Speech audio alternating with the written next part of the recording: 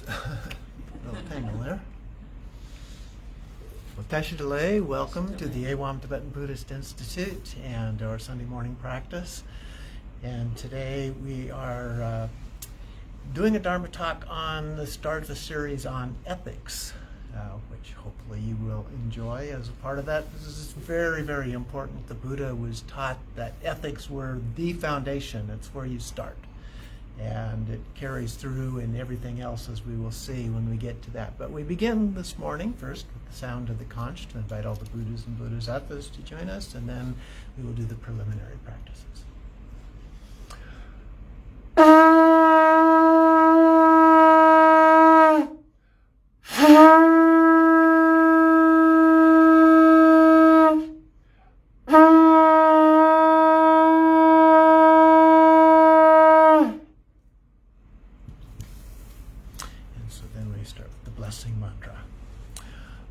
Sambara Sambara Bimana Sara Mahazambaba Humpich Soha. Om Sambara Sambara Bimana Sara Mahazambaba Humpich Soha. Om Sambara Sambara Bimana Sara Mahazambaba Humpich Soha. Homage to Samattabhadra and Samattabhadri, because I suffer due to my own actions, and I now have this precious human life without knowing when I will die. I will now engage in virtuous actions for the benefit of all sentient beings with joy and devotion.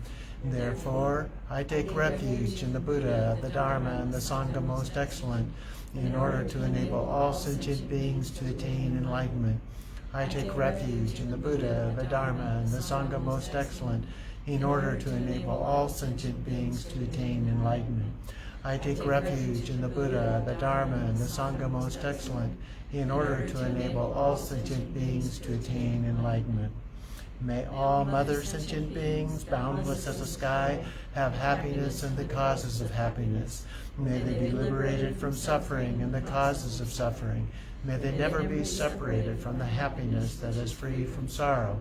May they rest in equanimity, free from attachment and aversion. May all mother sentient beings, boundless as the sky, have happiness and the causes of happiness. May they be liberated from suffering and the causes of suffering. May they never be separated from the happiness that is free from sorrow. May they rest in equanimity, free from attachment and aversion. May all mother sentient beings, boundless as the sky, have happiness and the causes of happiness. May they be liberated from suffering and the causes of suffering. May they never be separated from the happiness that is free from sorrow.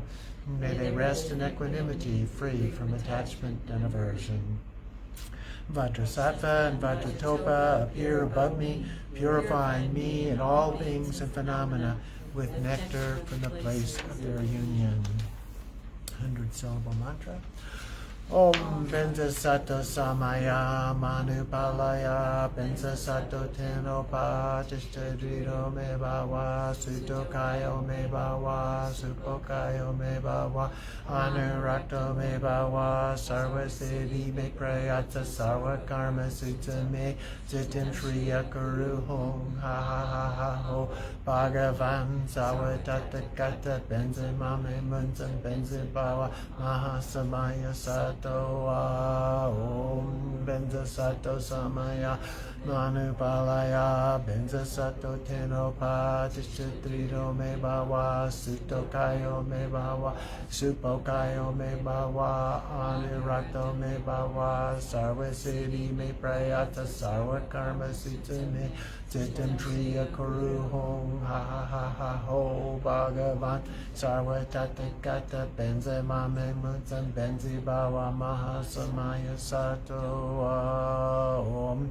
Benza Sato Samaya Manupalaya Benza Sato Tenopa Tishtatrito Me Bawa Sutokayo Me Bawa Supokayo Me Bawa Anurakto Me Bawa Sarva Siddhi Me Prayata Sarva Karma Sutta Me Sitam Shriya Kuru Hong Ha Ha Ha Ha Ho Bhagavan Sarva Tathagata Benza Mame Munzam Benza Bawa Mahasamaya Sato Mandala offering.